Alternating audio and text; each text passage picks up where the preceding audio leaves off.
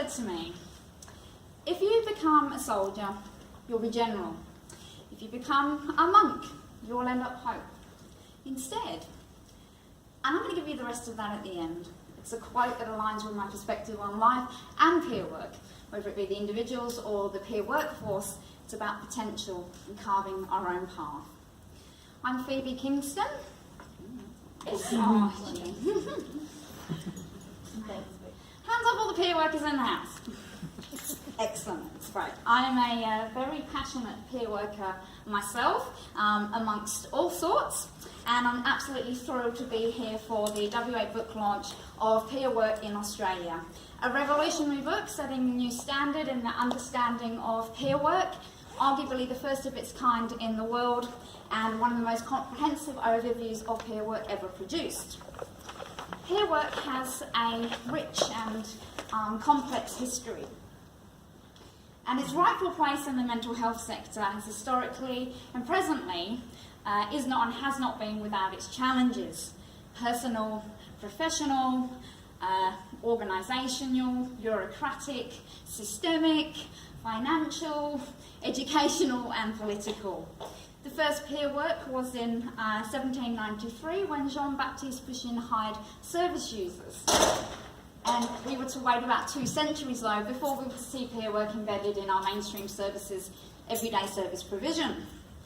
And we've seen the steady growth in peers supporting each other and many forms of peer work and many differing roles, numerous bodies and collectives, and we have laid foundations. I've had some experience in establishing a peer workforce for a health service for the first time, and I relate to the challenges. And I'd like to acknowledge all the peers who've gone before me who have contributed to the establishment and embedding of the peer workforce many years before I'd even thought of peer work. Those who've tirelessly advocated and promoted peer work, their challenges and achievements far greater than mine. I was thrilled to read this book. Mind Australia and Flourish Australia have co-produced this book involving the contributions of many, many people. I'm not going to read every name, but I think we should just pause for a moment and acknowledge everybody's contributions. There were almost 3 dozen authors, 27 of those with lived experience. And I thank those who authored original papers for this book, who documented their experiences with vulnerability and strength. The book also utilised a workshop of 45 peers and used 5 editors, 3 of which of those will have lived experience as well. And they have accomplished a substantial and quality book in peer work in which so much inspiration can be found. And I would like to pay tribute now to the editors of this book. Tim Fong is a General Manager of Human Resources at Flourish. He's a registered psychologist, worked in frontline services, operational management, and is an authority on inclusive practices. Tim's passionate about inclusive workforces and values lived expertise. Anthony Stratford, who's here today presenting publishers at Mind and Flourish, is the Principal Lived Experience Advocate and Executive Member of Mind.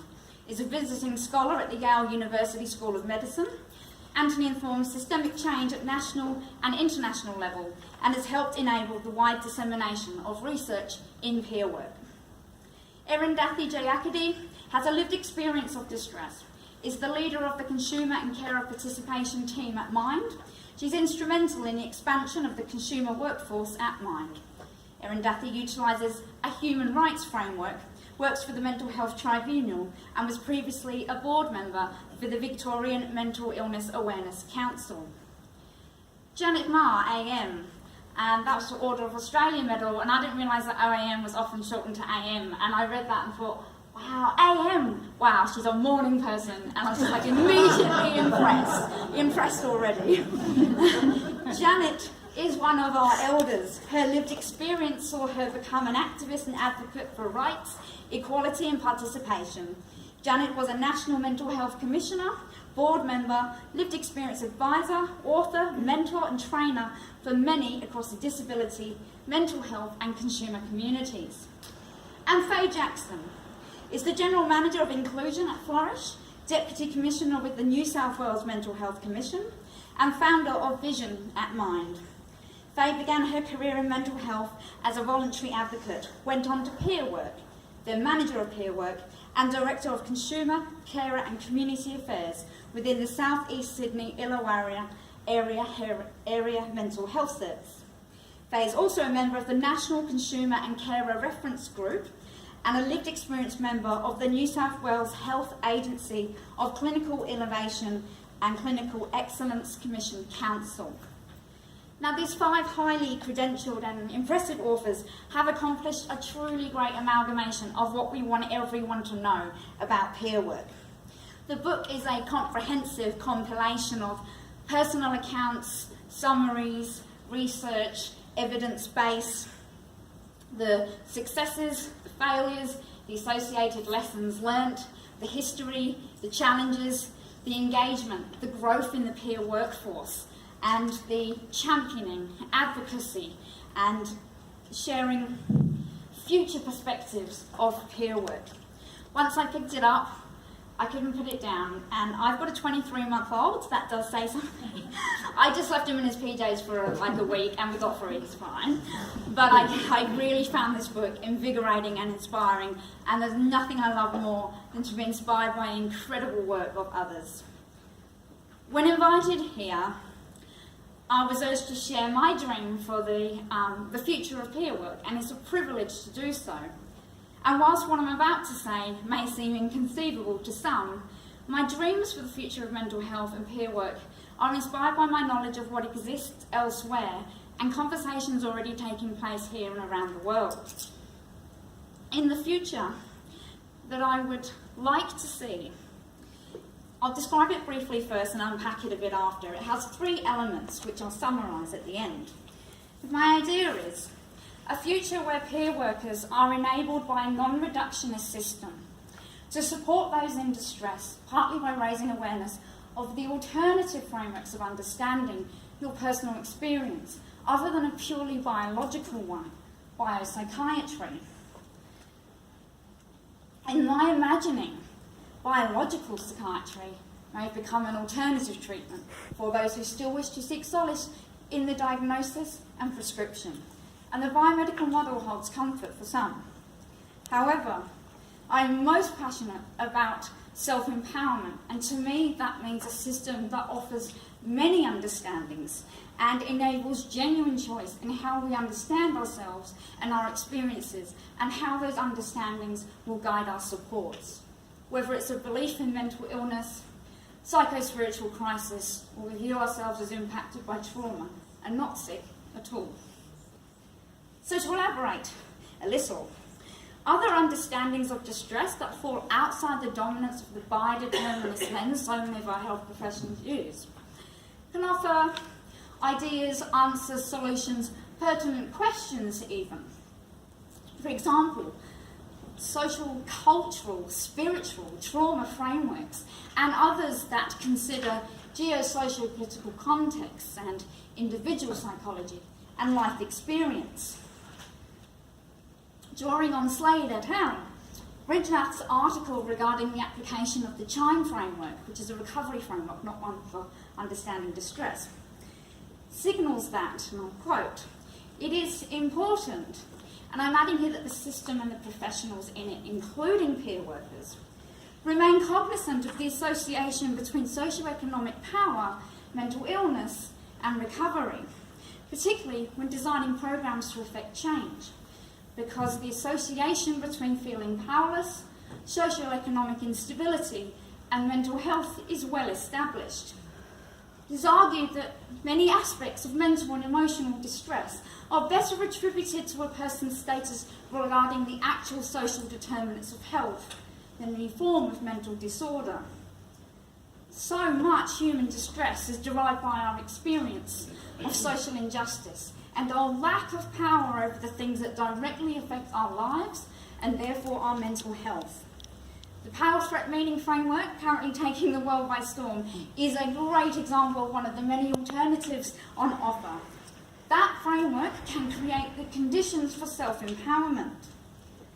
Just explain myself briefly before further discussing empowerment and its importance to the future of peer work. Prior to 2015, I had not read any medical journals. I had not heard of consumer involvement in academia. I didn't know what a consumer academic was. Hadn't heard of critical psychiatry, critical psychology. Wasn't aware of all the alternative frameworks of understanding and support models around the world. And I certainly wasn't aware of the yawning chasm, that is, the lack of scientific evidence and legitimacy for the DSM, of which biopsychiatry is based. Now, of course, that's just my personal opinion now on some psychiatry, but the point is, I had a right to be shown all of these things to enable me to make a well-educated, personal choice about the framework of understanding I wish to adopt for myself and to inform my care. We have a system currently that forces a biomedical model on us as a universal truth. This very minute, someone somewhere is being erroneously told by a clinician that they have a chemical imbalance. Already acknowledged as a myth, which saw its removal from the UK Royal College of Psychiatry website in 2006. My question is, how can we possibly provide person-centred care, which is actually now superseded in some services for something else, but in WA we're still wrapping our head around person-centred care. But how can we possibly offer person-centred care, of which choice and empowerment are major principles, if we do not offer, in the first instance, the most important choice of all, the choice in how we understand ourselves and our challenges? And drawing on the words of Dr. Deegan, and is the basis of the consumer movement cry, we have the right to name our own experience. And that's what should be informing the supports that we receive. I hear clinicians say things like, well, as long as I offer that choice in A, B and C, we'll empower people. And I say two things. You know that's not a genuine choice though, right? And the only real form of empowerment is self-empowerment. And what these ideas of empowerment obscure is that you can't actually empower somebody else. It doesn't work like that. It is most helpful to source enough literature on the debate and the contention around the biodeterminist understandings of distress. That is the kind of literature that most service users typically do not have access to. And yet, a comprehensive decision-making process is where self-empowerment can be derived. So drawing on the words of Rhiannon Beresford and Vivian Kemp in their book chapter, lived experience and the freedom to determine the meaning of these experiences is the primary resource for personal resilience, growth, and sustained well-being. And that really resonated with me, as did the discussions on peer workers, not just focusing on well-being, but empowerment. Peer workers' roles can broaden. We can provide resources to support people to self-educate. Make meaning in your own way, and we can support those on that journey of discovery. So, what's part two of my dream after a non-reductionist system that acknowledges other frameworks of understanding and is equipped to offer all the alternatives? Peer work emerges as a primary service system in its own right. We design, plan, provide, and evaluate our own support models. The Queensland peer-run service Brooke Red is a great example of an organisation with a clear commitment to the authenticity of a robust lived experience workforce, utilising the paradigm in which lived experience informs all aspects of operations and leadership. We'll have moved away from the consumerist approach to mental health care participation and will be largely operating in the democratic model, as outlined by Brosnan and coined by Beresford. Our levels of lived expertise, engagement and leadership are high. There was an expert by experience in the UK, Joy Hibbins, who created national attention when she established her own peer-run suicide crisis centre, which is now quoted as an example of best practice. Peer-run recovery houses, peer houses I like to call them, can be a genuine alternative to our hospital systems. New Zealand has had them many years. We should develop a thriving Australian peer house network. And part three of my vision relates to education. There's huge scope for peer educators. If we're focusing on or if peers are focusing on not just well-being but empowerment, as the book discusses, there is absolutely I see a massive dream for the sort of evolution of the peer educators. Education, is critical to self-empowerment, and therefore it's critical to personal recovery. And if we're doing this, as the book discusses, then I think an evolution of peer educators is on the horizon. But peer educators must be educated, and not with the usual psychoeducation diatribe based on biodeterminist views, but utilising critical thinking approaches to deeply understand human rights and structural oppression. In this peer work of the future, perhaps we will have a fully funded peer work degree covering all aspects of peer work and relevant knowledges, if we have the political will to do so. In my dream of peer work, recovery colleges will be a mecca for most in the mental health space and a place for major development in peer work. WA doesn't yet utilise a recovery college system, but I'd like it, and my idea is that if they didn't just focus on personal recovery journeys, but became institutions for the education and accreditation of healthcare professionals, and a place of advancement, oversight, networking and education in peer work. I'd love to see growth in the peer workforce, improved coordination, management and governance equalling that of other professions. And drawing on the paper by Burns, Stratford and Davidson, the global need for lived experience leadership. People of lived experience of recovery need to occupy senior leadership roles impacting a social policy. So to conclude, there will likely be always numerous mental health professionals, and there's enough space under the sun.